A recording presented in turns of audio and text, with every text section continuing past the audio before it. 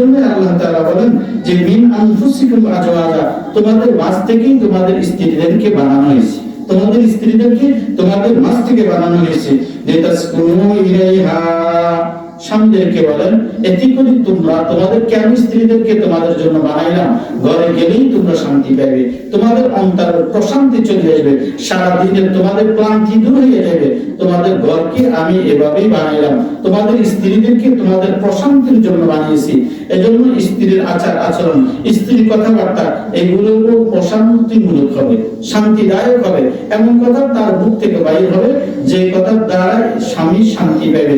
এরকম কথা যেন না বাইরে, যেন নিজেই নিক্ষেপ করতেছে, যেন কি করতেছে মুখ থেকে নিজেই বাইরে যেতেছে, এরকম যেন না হয়। গালি গালাজ যেন না হয়, এরকম যেন না হয় তোমার ঘরে আসি কোনো শান্তি পেলাম না। সারা জীবন তাকে খেটে গেল তার জন্য, কিন্তু খেটে যাওয়ার পরে একদিন হয়তো কথার কথা কাঁচা মরিচ আনি না আর কি কয় যে তোমার ঘরে আসি শান্তি পেলাম না, আজ শুধু তুমি জ্বালাইছো।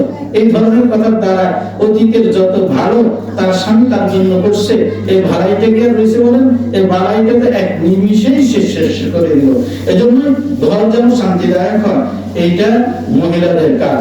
মহিলারা হলো ঘরের রানী। মহিলারা কি বলেন? মহিলারা হলো ঘরের রানী, আর পুরুষ হলো ঘরের রাজা। তার রাজত্ব তার ছেলের উপর, তার রাজত্ব তার মেয়ের উপর, তার রাজত্ব তার বৌমার উপর। তাহলে একজন মহিলা যদি সে যদি ঘরকে যদি ঘরের রানী মনে করে, আমি ঘরের রানী এই কথা যদি মনে করে, তাহলে ঘর অশান্তিদায়ক হয়ে যাবে। তার কর্তৃত্ব একজন রাজা যেরকম তার কর্তৃত্বকে তার প্রজাদের উপর চালায়, তার মন্ত্রীদের উপর চালায়, একজন স্ত্রী একজন মা বোন তার ঘরকে ওইভাবে মধ্যে সাজাবে। আচ্ছা বলেন তো, যে একজন যদি মেজাজের দ্বারা যদি কথা বলে, এটার দ্বারা কি কোনো কাজ হয়? এটার দ্বারা কোনো কাজ হয় না। অনেক মা বোন মনে করে কি ঘরের বউ আসলে তাকে ঘরের চাকর মনে করে, ঘরের কি মনে করে? চাকর মনে করে। বৌমা এটা কি ঘরের চাকরনি বলেন? এটা তো ঘরের চাকর না। একটা মেয়েকে, একটা মেয়ে পর মেয়ে আপনার ঘরে আসছে, আপনি তাকে আপন মেয়ে মনে করেন।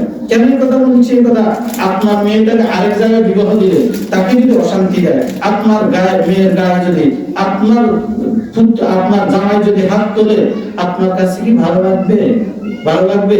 আপনার মেয়ের সাথে তার শাশুড়ি যদি বেশি যদি কথা বলে, আপনার কাছে ভালো লাগবে? তার শ্বশুর যদি তাকে খোঁচা দিয়ে কথা বলে, আপনার কাছে ভালো লাগবে? তা আপনার কাছে আপনার মেয়ের সাথে অসদাচরণ করুন, এটা আপনার পছন্দ হয় না, আপনার ভালো লাগে না, কিন্তু আপনি এটা যখন সহ্য করতে পারেন না, তারপর মেয়েটা যখন আপনার ঘরে আসছে তার সাথে আপনার আচরণ কেন ভিন্ন হয়? তাকে কেন আপনার মেয়ে মনে করেন না, বরং তাকে বুকে জড়ায় নেন, তাকে বুকে জড়ায় নেন। যেভাবে শুধরাইলে মেয়েটা শুধরায় যায়, তাকে শুধরায় নেন। আজকে যেটা আপনার ঘরে বউ হয়ে আসছে, সে গতকালকে একটা মেয়ে ছিল। কি ছিল বলেন? গতকালকে একটা মেয়ে ছিল, 17 বছরিয়া 18 বছরিয়া একটা মেয়ে ছিল। আজকে আপনার ঘরে আসার সাথে সাথে আপনার ছেলে কবুল বলার সাথে সাথে এটার নাম পরিবর্তন হয়েছে, শুধু বউ পরিবর্তন হয়েছে। কি হয়েছে? গতকালকে মেয়ে ছিল, আজকে কি হয়েছে? পুত্রবধূ হয়েছে। আজকে বউ তার মানুষ সাথে লেগে গেছে, তার মানে কি তার স্বভাব চরিত্র সবগুলো কি সাথে সাথে পরিবর্তন হয়েছে? না, পরিবর্তন হয় নাই, পরিবর্তন হয় নাই। তাহলে আপনি একটা মেয়েকে যখন আপনার ঘরের মধ্যে আনছেন, আপনাকে মনে করতে হবে আমার বাড়ির পরিবেশ, আমার কথাবার্তা, আমার ঘরের আচার আচরণ এই বউ কিছুই জানে না, এই বউ আমার ঘর সম্পর্কে জাহেল, এই বউ আমার ঘর সম্পর্কে মূর্খ, এই বউ আমার ঘরের সম্পর্কে কোনো কিছুই জ্ঞান রাখে না। সুতরাং একে আমার মেয়ের মতো শিখে আনবো, একে আমার মেয়ের মতো কি করবো? শিখে আনবো।